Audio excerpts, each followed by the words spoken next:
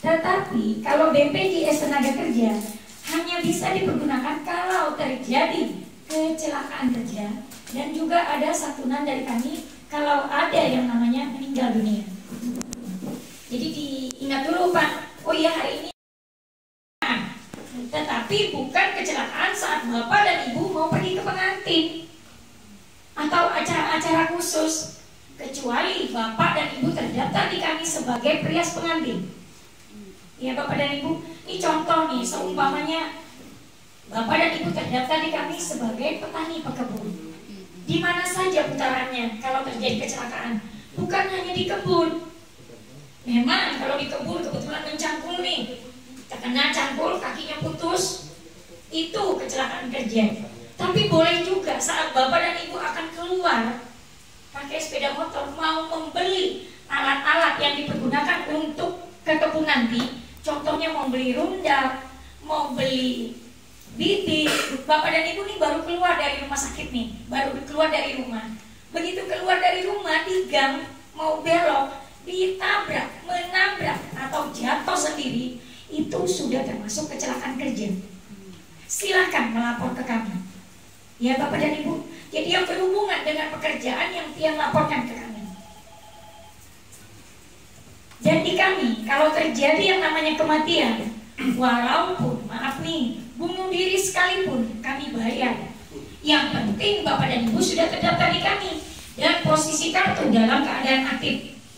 Berapa santunan yang kami bayarkan? Santunan yang kami bayarkan sebesar 42 juta rupiah. Tetapi maaf, kami tidak membeli nyawa. Kami hanya membayarkan. Itulah hak peserta kami.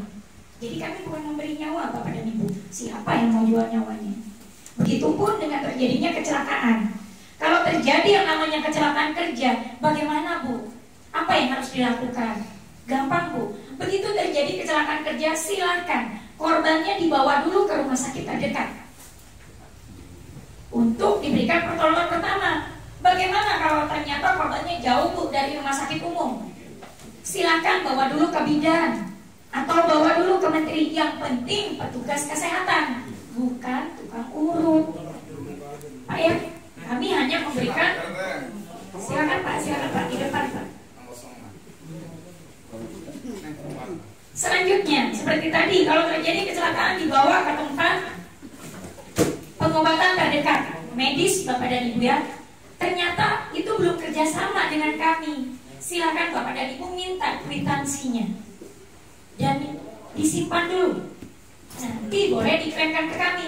Ternyata waktu dibawa ke tempat pertolongan pertama harus segera ditangani oleh rumah sakit.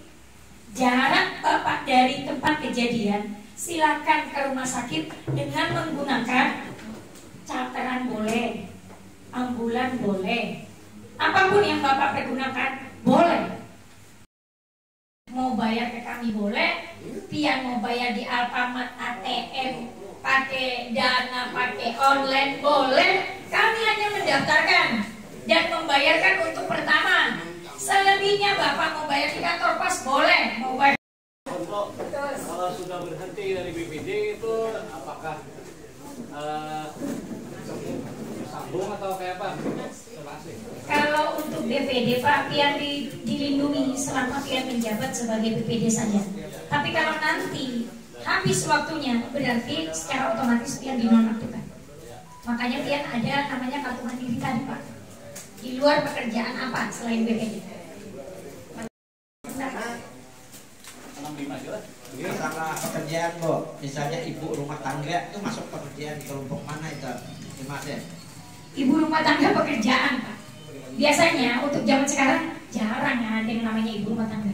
Ibu rumah tangga itu udah banyak Pak pekerjaan. Ada yang biasanya nih, ada yang ikut bantu-bantu ngupas bawah, ada yang membuat kue dititip di warung. Kami tidak mengikuti KTP Pak. Kalau memang ada pekerjaan seperti itu yang menghasilkan walaupun sedikit, silakan laporkan ke kami. Jadi kami tidak mentang-mentang KTP-nya ibu rumah tangga tidak boleh mendaftar yang lain, boleh. Kami tidak melihat KTP. Jadi pekerjaannya silakan Pak dilaporkan. Kalau memang sering membantu-bantu atau dipanggil orang apa, pekerjaan apapun itu laporkan ke kami Pak, sekecil apapun itu.